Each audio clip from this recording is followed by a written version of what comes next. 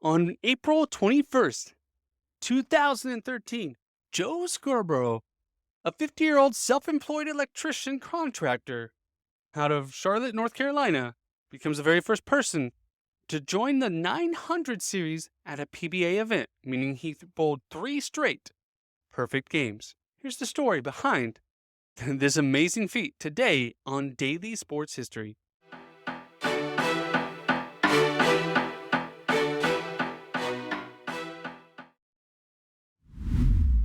Welcome to Daily Sports History. I'm Ethan Reese, your guide to a rapid deep dive into sports history. The Professional Bowlers Association, better known as the PBA, has been around since the 1950s when a group of over 30 bowlers got together, pooled in their money to try to sanction events, and has grown steadily ever since, and currently has over 3,000 members. And they've broken up the tour into different kinds of divisions. The PBA Tour is the major tour they run. These are the ones you normally see on television, and they usually run events from January to September. Then there are PBA regional events, which allows amateurs to qualify, and it consists of 7 regions in the Central, East, Midwest, Northwest, South, Southwest, and West, allowing competitors to compete in tournaments and event for a chance to make the PBA Tour.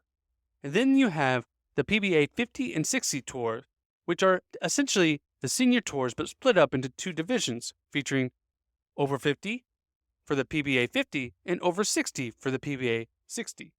And these are for older members. Then you also have the PBA World Bowling Tour, which are events held outside North America.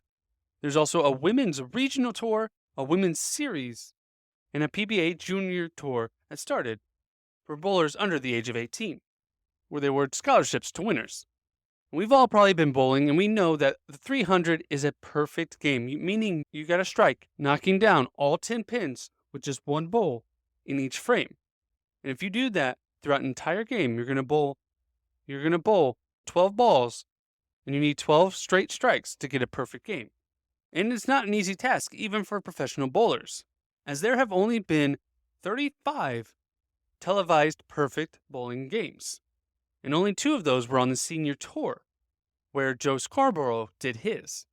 And the odds for a PBA bowler to bowl a 300 is 406 to 1, while the average bowler is 11,500 to 1. So it's much better odds for a PBA bowler, but still is very difficult. Now, to join the PBA Tour, you first have to win a regional tournament, and you have to become a member of the PBA, which is actually a paid membership. And for every competition, you actually have to pay an entry fee to join, which goes into the part of the prize fund for each tournament. You actually have to qualify to become a member, meaning your average bowling score has to be 200 better in the last 12 months, with a minimum of 36 games played, as part of a sanctioned bowling league. And Bo Scarborough was an avid bowler. He was actually had success. He was actually a PBA member from 1991 to 2001, and actually was able to bowl on the PBA Major Tour twice, but stepped away from the game for a little bit to focus on families and his career. But as he turned older, he wanted to get back into it, so he joined the Senior Tour. This was his second event ever at the PBA 50 Sun Bowl, where in the opening rounds, he bowled 3 back-to-back games, getting him a part of the 900 series, making him the first ever to do so on a PBA tour. Now, there have been others to do so in league settings.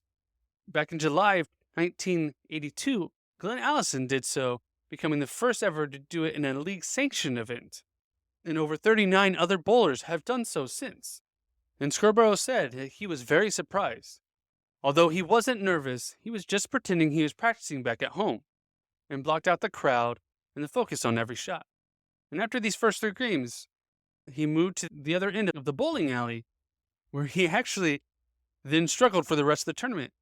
And he had actually had 14 previous 300 games, and his best 3-game series was 838, demolishing that with his new 900 score. And he used a different ball than he normally used, as when he was practicing, he bowled 6 straight strikes with a new ball. He decided to keep it and was able to have this historic event. But his streak ended after 37 straight strikes. And went on, his next 3 games were all under 200 and knocked him out of not only the lead, but he finished all the way in 12th place. And they keep score at these events with how many pins you add up by the total at the end of the whole tournament. And he finished with 1,921 pins, 77 behind the leader, a PBA Hall of Famer, Mark Williams, who had a total of 1,998 pins knocked down. So even if you have one of the greatest runs in PBA history, it doesn't mean you're going to win. You have to continue your streak for the chance to win. And though Joe was just an avid bowler, he put his time and effort into something he loved, and it got him to the pinnacle of what he wanted to do. His name will always be synonymous with the 900 series, as he was the first to do so. Despite not winning, many people will always forget that. It's what you did at the top that people always remember. So Joe will always be remembered for that 900 series, not the fact that he finished 12th in that tournament. So always strive for your highest peaks, even if you don't know what the ending's going to be. Because if you can hit the highest of heights, you can be remembered forever. And we always love to be remembered here at Daily Sports History. So go tell a friend, share this episode, so they can remember us as well, and come back tomorrow for more Daily Sports History.